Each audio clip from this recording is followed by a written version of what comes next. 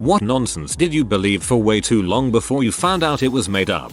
My mom told me that a friend saw a ghost on her computer because she was on it after 11 p.m. Took me until college started to realize she just didn't want us playing computer games till that late. I once asked my older cousin what BDSM meant and she said be just a Sailor Moon, Portuguese for kisses from Sailor Moon. So 10-year-old me started using BDSM as my online signature. Wow, you just reminded me. Someone called me fellatio at school one day and not knowing what it meant I just thought they were being funny and made up a word. Later I was playing a video game and put fellatio as my character name. My dad noticed and was noticeably upset. Props to him. He didn't get mad, just asked me why I'd written that. Then poor guy had to explain to me what it really meant. Medieval times never happened. Nobody told me that they didn't. I just thought that since dragons were fictional so was everything else. 4th grade blew my mind. Until I was in 5th grade I thought you could get pregnant from French kissing. It was very traumatic when a boy French kissed me at the roller rink and I had to go home and tell my mom, I think I'm pregnant. LOL. Probably pretty traumatic for your mom too. My mum used to say that slugs could swim.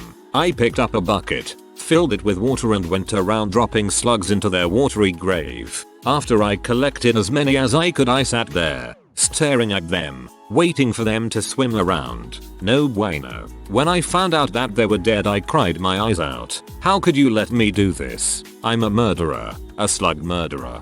That's a great way to get your kid to pick slugs out of your garden though.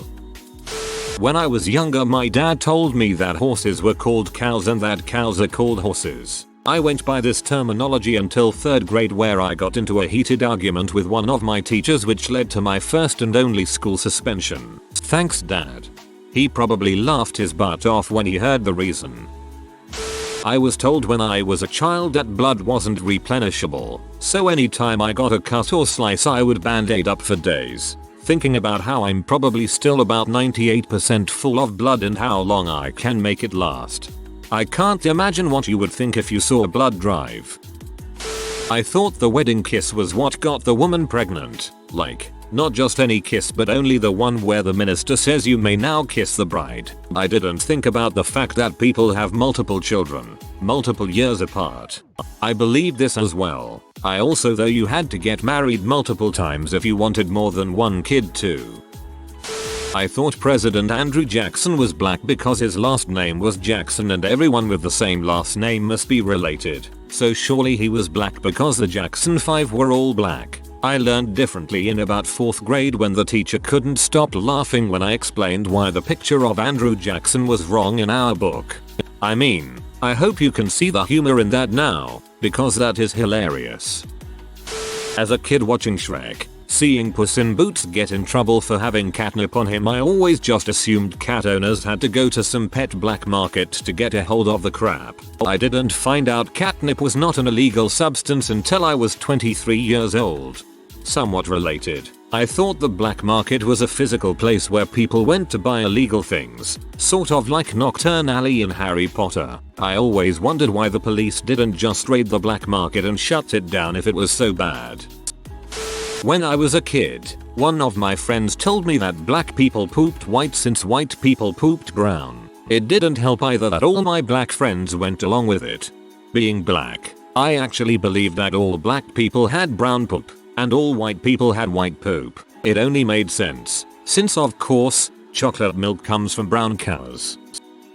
We had pet rabbits in our backyard when I was about 6-7 and it was mine and my younger sister's, 5-6, job to help with the rabbits. We would even spend HRS picking clovers for them and carefully taking them out one at a time to let them hop around the yard. But our rabbits kept escaping at night when we were asleep, one at a time, never to be seen again. My sister and I were mystified. We had trouble with the locks. How did the rabbits possibly escape? Before winter, a whole lot of them escaped and according to my mom, the dog spooked them and we never see them again. Cut to my being 16, on the phone with you get sister and get on the subject of our beloved shared rabbit, Marbleen. Hey Ma, whatever happened to Marbleen? Did she take part in the great rabbit escape? She made great stew. We ate my pet rabbit. We ate all the rabbits. They escaped. Yup, right into our freezer. Cheaper than chicken. Sister and I were traumatized. As a kid I cried the first time my dad shot and cooked a rabbit for us to eat. I just knew it was Thumper from Bambi. That cockroaches could survive a nuclear war. I thought it meant any one roach was nuclear resistant. They're way more scary that way. Now they're just slightly more resistant to radiation and are hard to squish, so they could probably survive a building collapsing. Any cockroaches in the blast zone will burn, vaporize just like everything else. My dad told my sister that the bumps in the road, lane dividers, are road braille for blind people who drive. She believed well into adulthood. My dad used to tell me that the concrete barriers dividing roads were dinosaur stoppers. When my brothers or I disagreed, he always stated, "Well, you don't see any dinosaurs, do you?" When I was 3 or 4, my cousin told me cotton candy was made out of spider webs. I'm in my 30s now. I know it's not spider webs, but I still can't bring myself to eat it. That speed bumps were actually the resting place of the deceased, and basically they'd lay some bodies down, pave over them, and you had a speed bump. I was a naive kid, and my uncle was a jerk. Actually, in Puerto Rico we call the speed bumps muertos, dead people. When I was a kid, our parents were desperate to get us to eat kidney beans, so they told us they were actually Santa Claus beans because Santa Claus and his elves ate them at the North Pole. I forgot the story behind it and just believed they were nicknamed Santa Claus beans. Figured it out when I asked for Santa Claus beans in my burrito bowl at Chipotle. When I was a kid, my mom had this old car with a turn knob dial for the radio. She told me it only got oldies radio stations because it was so old. When they gave that car to my brother, he immediately ripped the radio out and put in a new sound system. I always assumed he just wanted the new radio stations. Then I was in college riding in a friend's old beta car and we were listening to a top 40 type radio station and I was like, holy crap, how is your car able to get modern radio stations? Oh my lord, I love this. As though the radio signals from the past are still hanging up there in the sky and your car's tech determines which temporal echoes you can snag, as if with a butterfly net. I, born 1982, believe that my Game Boy needs to rest after playing on it, since it gets tired just like a person. Clever parenting, in hindsight. That's kind of adorable. I grew up in a tea drinking family. I would often drink tea, with lots of sugar, and I would often leave the teaspoon in the cup while I drank. People would say, watch out, you'll go blind from that, and I would be like, nah, man. Ain't no one I ever heard of gone blind from drinking too much tea. When I turned 18-19 it dawned on me, they meant that the teaspoon would someday poke me in the eye. Well, unless you had 2 spoons you'd just be a pirate, not blind. That whole idea that daddy long legs insects are ridiculously poisonous, but they just can't bite you because their mouths are too small. Is that not true? Every extra time you press the button at the lights to cross the road it resets a timer and you have to wait longer to cross. I once had a job counting traffic, and pedestrians would walk by me asking what I was doing. I would explain to them that the crosswalk buttons are actual fragile and that the municipality has spent $XXX fixing them because of people pressing them too many times. I think I fooled a lot of people and there's probably rumors going around their family and friends now. My older cousin told me that U-Haul trucks were always full of whatever the picture on the side of the truck was. This made sense to me. Coke trucks were full of Coke. Walmart trucks were full of Walmart stuff. So why wouldn't the truck with a submarine on the side be full of submarines? I was 8 or 9 when I asked my mom how they got dinosaurs into a truck if they were all extinct. I think she actually took my temperature after that question. Haha, Walmart stuff. So when I was little, probably 3 or 4, I was eating grapes one day and my grandmother told me very seriously that if I eat too many grapes, they'd go down and end up in my bowel sac. Later that day while taking bath I remember I felt my bowel sac and crying out loud as I assumed it was the grapes I ate. Yeah, it took a while for my mom to convince me that they were already there.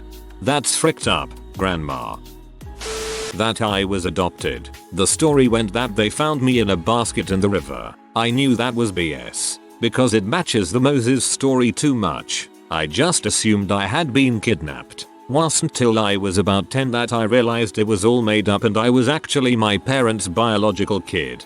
The joke in my family is that I'd been found under a cabbage leaf, but it was clearly a joke. I cannot believe your parents let it get so far as to make you believe you had been kidnapped. I thought smoking a bowl involved putting your weed in a cereal bowl or something, lighting it on fire, and then inhaling the smoke that way like in some kind of ancient Native American ceremony. I heard someone say this once back in middle school and it made sense to my naive, 12-year-old mind. Up until I was 18 I thought that when a man had a vasectomy that his testicles were removed completely, and I always thought to myself there must be a better way.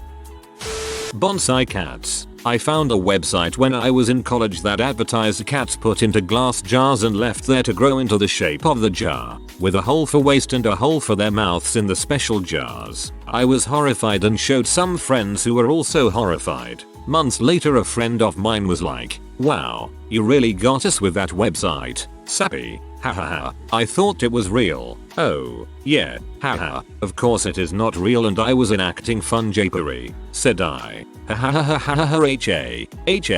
I'm an idiot. One person told me that if I ever eat oysters I would have to chew on them otherwise they would stay alive and grab my esophagus. Another person told me that if I did, it would release gastric liquid into my mouth and dissolve my tongue. I don't eat oysters. When I was in middle school my dad convinced me to raise my legs when crossing over train tracks for good luck on your next date. Eventually decided it was BS when I didn't score any dates. You have to get a date first, then go to train tracks and cross them by raising your feet properly. That gives you the good luck to not trip and die. Don't use paper bags. Use plastic. Save a tree in the rainforest. My school taught that nonsense for Earth Day. Then I have learned of tree farms. Then we learned paper decomposes far faster. Then we learned plastic is far worse in every way. Yet plastic bags are still in the majority. My parents told me that the little IR receptor, little glass bubble, on the living room TV was a tiny camera and that it would record me and my sister when they weren't home and they would watch the tape to make sure we didn't lie to them about what we did. This was a throwaway line my mom said once to get my sister to confess to something they knew she did. She was 5 and I was 7, and I believed that crap until I was 18. I knew how televisions worked and I knew how remote controls worked, but for some reason I never put 2 and 2 together until I was getting ready to move out for college and I asked my parents, "Hey, where did you get that old TV that had a camera in it? Can I have that for my dorm to make sure my roommate doesn't mess with my stuff?" I'm still feeling the residual embarrassment of that a decade and a half later. That there's chemicals added to pools that will indicate when someone has peed by showing a red ring around them. It never prevented me from peeing in the pool, but I'd always swim away from where I peed hoping to outswim that red ring. When it never appeared, I just assumed the pools I swam in didn't have the red ring chemical, but then found out it's just a bull story parents tell kids to keep them from peeing in the pool, which didn't even work with stubborn, nasty me anyway. Full stop. That a raise promotion was on its way and all I had to do was be patient along with thinking of more ways to help out some more. My supervisors led me to believe that the raise promotion was coming for nearly 6 months, but towards the end of that time I got tired of waiting and decided to quit. There were many reasons as to why I left that job, but being underpaid and overworked was one of the main reasons I quit. It wasn't until 6 months after I left that job that a former co-worker told me that it was all made up and our supervisor was just trying to get everyone to do more work so it'd look as if he were a good leader supervisor. It still pisses me off to this day, but at this point there's nothing I can do about it. My entire company for 3 years. You've contributed far more than a senior person could have, even though you're entry level. Just keep doing things and we'll promote you. I used to think the presidential race was a physical race, and I never understood why each party always chose old guys to run it. When I was a little girl, my dad always told me that the artificial Christmas tree he just put up needed 24 hours for the branches to settle before we could decorate it. Me, being the naive little kid that I was, believed this and excitedly waited for the next evening to arrive so we could hang all the decorations on it. Year after year after year. Fast forward to me being 20, moving out into my first apartment, with a friend of mine as a roommate. Our first Christmas and the apartment comes, and I set up my newly acquired artificial tree. My roommate goes to grab all the decorations and I tell her no, we have to let the branches settle tonight, we can decorate it tomorrow. Cue her laughter as she explains to me that the branches only need to settle on real trees. Internally I think, no, that can't be right. My dad told me this and he wouldn't let me astray. But also, maybe she's onto something. I mean, the branches are all bendy and crap. I proceed to question my dad about this while I'm at a family dinner a short time after, only to have the whole family respond with laughter. Full belly laughs at my youthful naivety and gullibility. My dad sheepishly proceeds to tell me that my roommate is indeed correct, and he had just told me that because he was always so tired of placing branches and stringing the lights when he'd put the tree up. That telling me this was just his way of delaying part 2 of the great Christmas tree decorating festivities. He was rightfully floored and amused that I had believed him and still did at the wise old age of 20. I'm 37 now. Still haven't lived this one down. My dad used to hock lodgies out the car window all the time and he didn't want me to spit all the time, so he always said he was spitting ice cubes out the window. It took me until I was like 15 to think, where the frick is he getting an ice cube from? That you can't drive at night with the reading light on in your car. Man, my parents made it seem like the end of the goddamn world if we turned on the light. I assumed it was like a spotlight of death to the driver. Then I started driving and, yeah, not a big deal. As long as the backseat passenger says, hey, I'm gonna turn the light on to look for something, I'm good. Up until I was 10 I thought blood was something from the ground. So if you fall over and scrape yourself, the blood was coming from the ground onto your skin. That's a disturbing thought. When characters in movies and TV shows were killed, they actually used prisoners on death row and actually killed them. I believe that I fit in with the cool kids. It took me way too long to realize that I was embarrassing myself with them for trying to fit in. You're a cool kid to me. As a kid I used to love sticking my hand out of the car window and play with the wind. One day my older sister and I were headed down the highway to go visit our parents. I guess I was driving her bananas. She told me it was illegal to have your hand outside of a moving car. I believed that until I got out of high school. I'm a dope.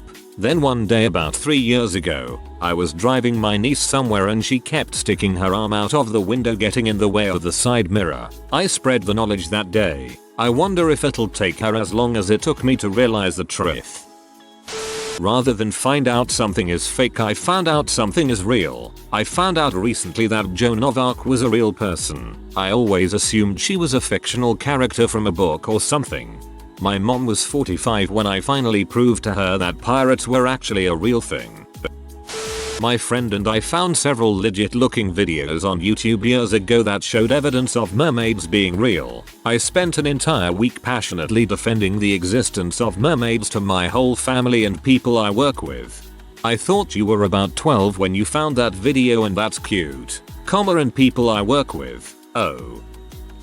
Santa Claus. I always thought he was suspect, because he'd buy me the off-brand of whatever toy I wanted that year, so I wasn't that big of a fan, but was quite surprised to realize it was my parents. You can't eat salty foods and sweet foods at the same time or it will cause indigestion. This was a lie my mother's grandma told my mom to get her to stop drinking sweetened milk with dinner, and my mom passed it on to me for no reason at all. My family also believes in traditional Chinese medicine ideas, so I just figured it was one of those things and never questioned this one specifically. I didn't learn it was completely made up until my mom accidentally told me. If you are new to the channel, you can subscribe. I publish new videos every day. Until then, check another video.